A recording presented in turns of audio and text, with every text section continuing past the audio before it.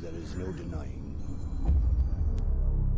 But I say this to our citizenry. Hey! We, ever your servants, will continue to defend your liberty and repel the forces that seek to take it from you. Your ministry remains strong.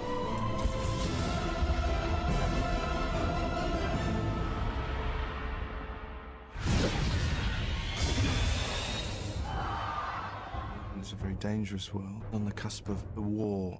Rufus Scrimgeour makes a rousing speech. He's a typical politician, trying to make the situation seem better than it is. He's not 100% convinced personally that what he was saying was true.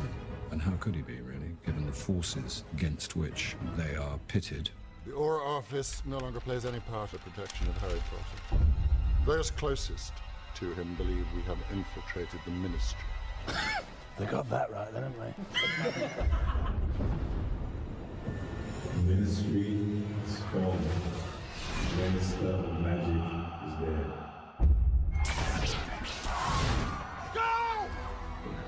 We're in the midst of all this madness.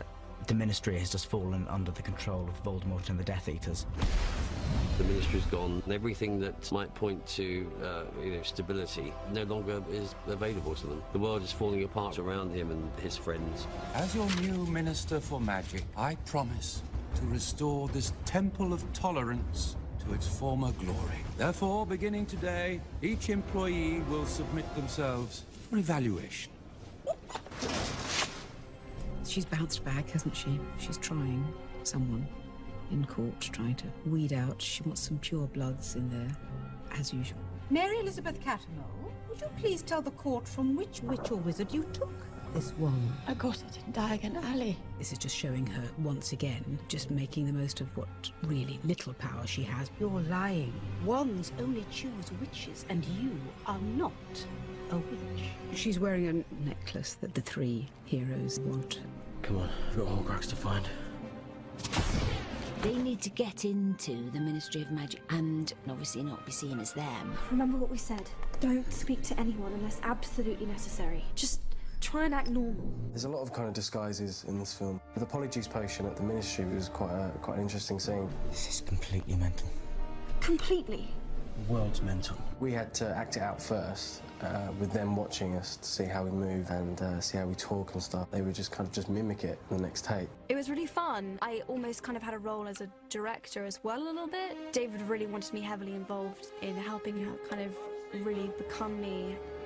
Emma moves it, obviously very specifically physically, so I've been shown all the tapes of her walking and running and things like that, so I don't do anything too outrageously me as I would.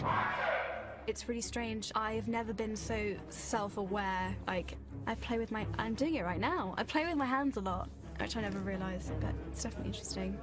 2, 3. It's really weird watching someone kind of pretend to be you. Kind of got all my posture and everything down.